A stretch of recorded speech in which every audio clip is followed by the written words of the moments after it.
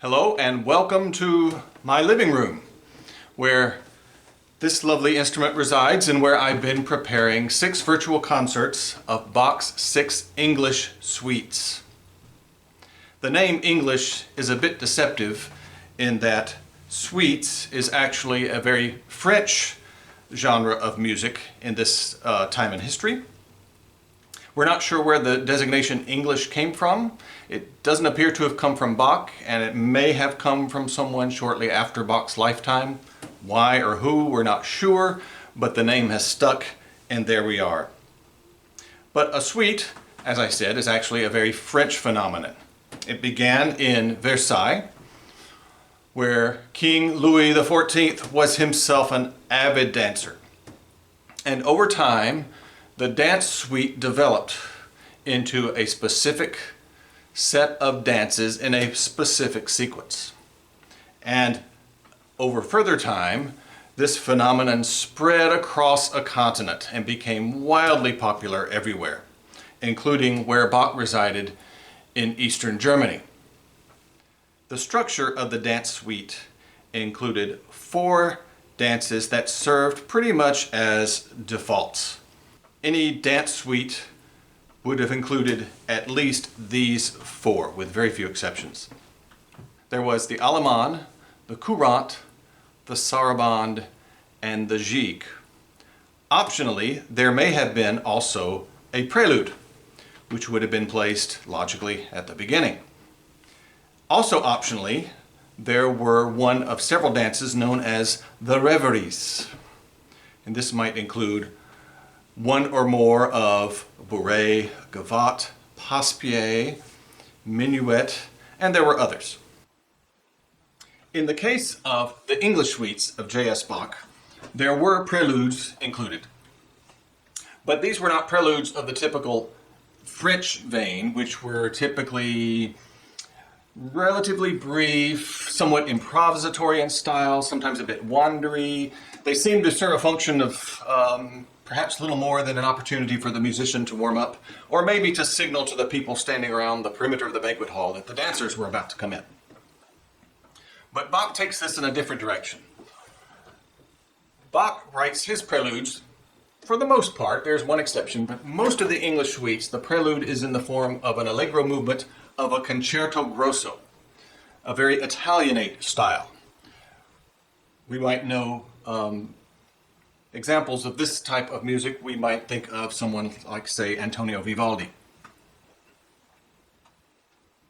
So here's this East German dude writing a French style of music, but with very much an Italianate infusion in this prelude. Quite a cosmopolitan dude, that Johann Sebastian, I'd say.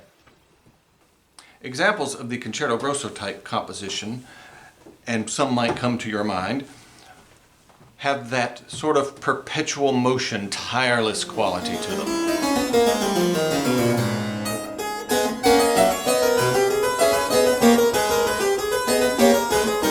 Another quality of the concerto grosso is the bit where most of the band might lay out for a while few featured musicians carry on.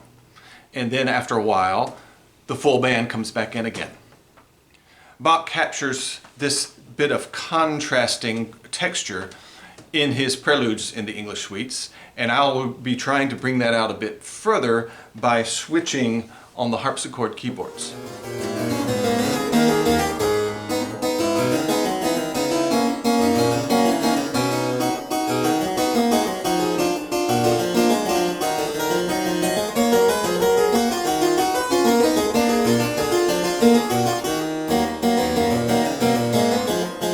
Following the prelude came the Allemande.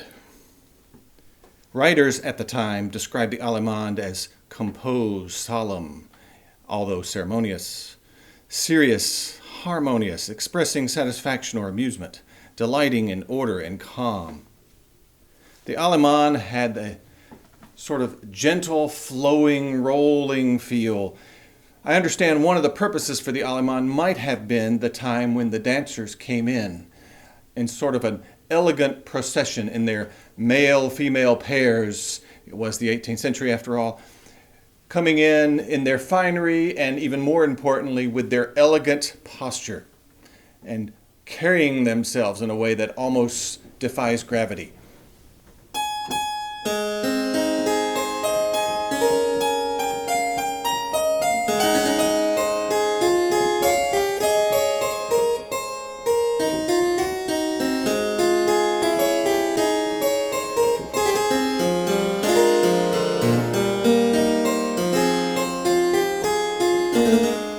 Following the allemande came the courante, which had a very elegant, almost snappiness to it.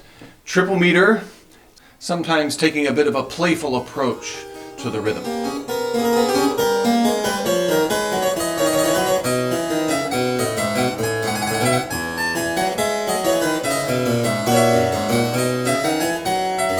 Following the courante was the sarabande, which was by far the most elegant and reverent of the dances. Particularly distinctive of the sarabande, in addition to being a triple meter, is that sense of suspension on beat 2. So it comes off a bit like 1, 2, and 1, 2, and 1.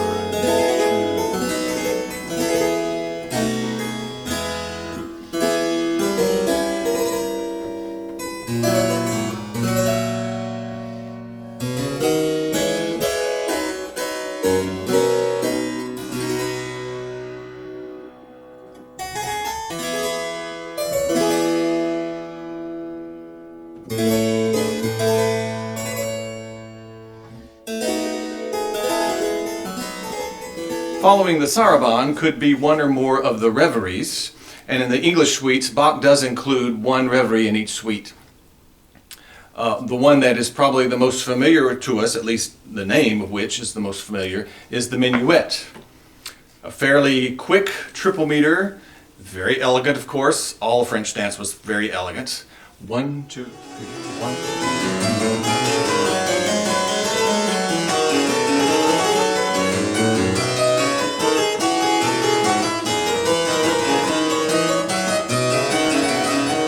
Another example of a reverie is a bourrée, a duple meter dance, most characterized perhaps by its half beat upbeat to the duple meter, like and 1 and 2 and 1 and 2 and 1 and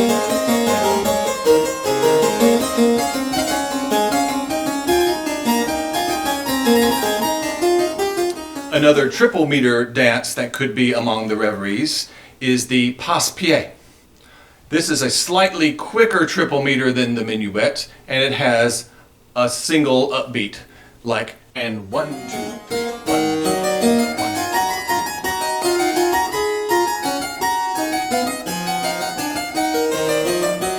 1. Another reverie that's included in the English suites is the gavotte. This is a duple meter dance with a full half bar pickup. 2 and 1, 2 and 1, 2 and 1.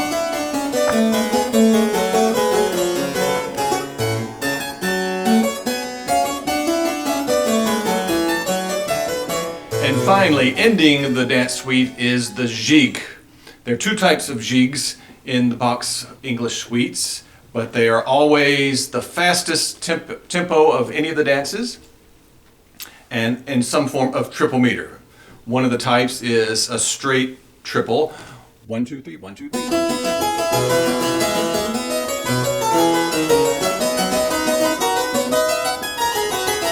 And another divides the three further to create an even faster sense of movement. Something like dig, digga, digga, digga, digga, digga, digga,